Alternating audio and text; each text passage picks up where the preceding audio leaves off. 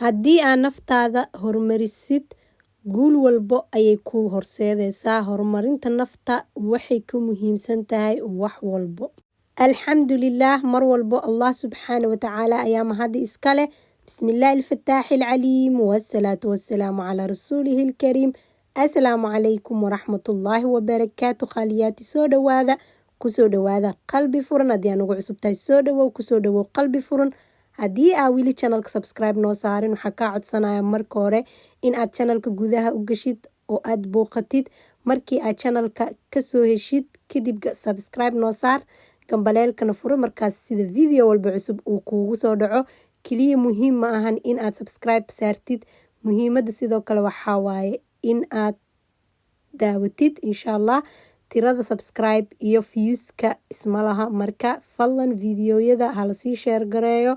qof walba video markaa aragtid asxaabtaada 2 qof 3 qof 1 qof intaa markaas awoodidna usii share garee. awaalaa kaaga haya, jazaakallah kheer.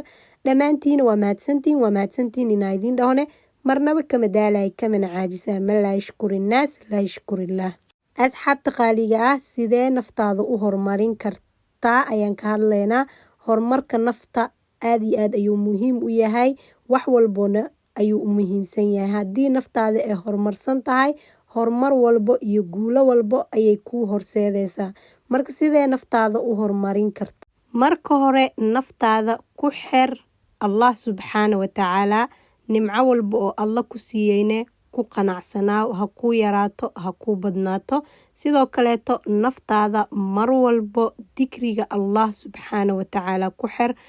dikriga Allah ayaa quluubta dejiyo. istikfaarta, saliga nebiga iyo maalin walbo in aad qur'aan aqrisatid.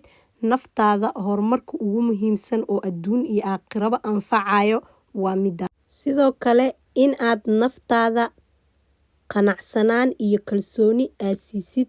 haddii nafta ay kalsooni iyo qanaaco ay haysanin, ayadane horumar naftaasi ma sameyn karto. kalsoonida waa tiirka horumarka nafta.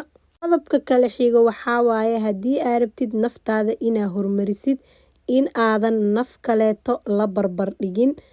sababtoo naftaada horumarkeeda ayaad hoos u dhigaysaa. haddii aad rabtid guulo badan inaa gaartid, marka hore naftaada waa inaa horumarisaa. markii aad naftaada naf kale aa la barbar dhigtid, naftaas kale marka hore nafta ayaa lasoo horumariyey, kadib ayay guushaaseeti gaartay. marka nafafta biniaadanka isku mid ma ahan. qof walbana ilaahay subxaana wa tacaala si ayuu u qadiray, qaab ayuu ilaahay subxaana wa tacaala hibo u siiyey. markaa rabtid naftaada inaa horumarisid, naf kale ha barbar dhigin, taada oo keliya ka fikir iyo horumarkeeda. qodobka kale waxaa waaye naftaada horumarinteeda in aadan cidna ka sugin amaba cidna aa kala tashanin. sababtoo naftaada qofka horumarin karo waa adiga oo keliya. qof naftaada kuuma horumarin karo. sidoo kale naftaada waxa ku horumarin kartaa in aad mar walbo faraxsanaato, dhoola cadeyso. mar walbo farxad ma jirto, laakiin mar walbo dhanka fiican in aad fiirisid, markaaseeti naftaadane waad horumarisay. qodobka kale xiga waxaa waaye in aad mar walbo caafimaadkaada aad ku dadaashid.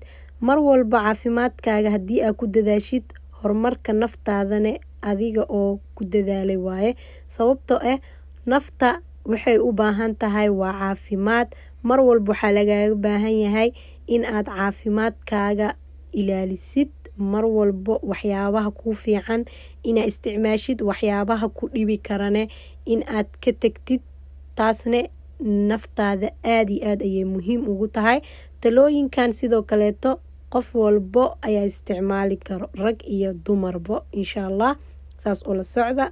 sidoo kaleeto naftaada horumarkeeda, waxyaabaha naftaada ee u baahan tahay in aad u sameysid haddii aa awoodid.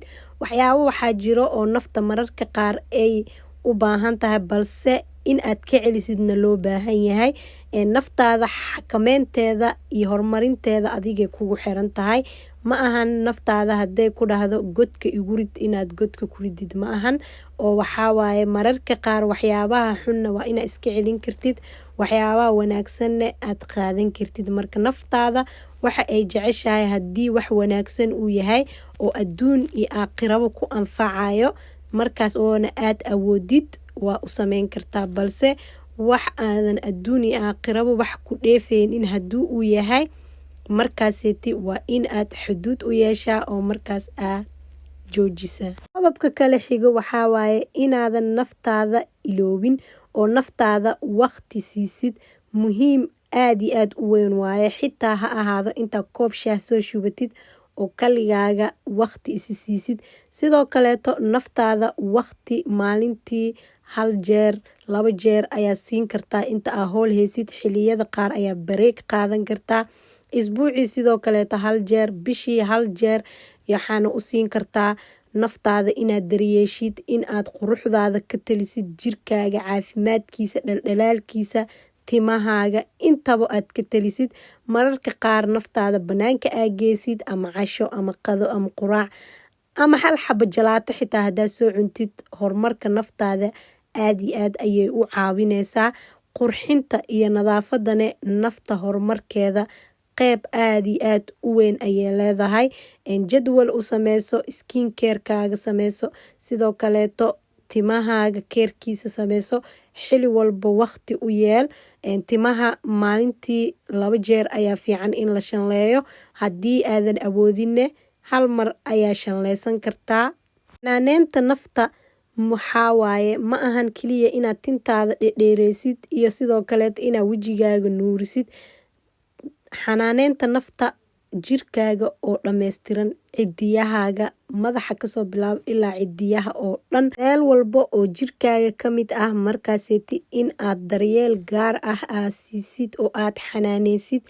muhiim waaye jirkaaga in aad waxyaabaha cagaaran u badisid. sidoo kaleeto biyaha ku nooleey naftaada sida qowlka Allah subxaana wa tacaala uu dhahaybo wajacalnaa min maa kulla shayin xayaa. biyaha wax walbo ayaan ku nooleenay. marka mar walbo naftaada horumarkeeda ku dadaal, guushaadana adiga ayaa arkeysid sida aad u gaartid. adiga xitaa waad yaabeysaa oo waxaa dheheysaa waqti dhan iyo jundi mawa gelinin. marka hore muhiimada waxaa waaye naftaada inaad soo dhistid. waa ku mahadsantihiin daawashada videogan. haddii aa intaan nala soo gaartay, jazaakallah kheer, daacad ayaa tahay. laygta hanaga iloobin insha allah. aad iyo aad ayay muhiim u tahay. haddaad su-aal qabtidne qeybta commentiga iigu soo qora. barnaamijkan ma jecleysateen? hadday jawaabtiina haa tahay, sidoo kaleeto qeybta commentiga kusoo qora. inta aan video lamid aan ku kulmeynana waxaa idinka tegayaa assalaamu calaykum waraxmatullaahi wabarakaatu. sidaas iyo amaana allah.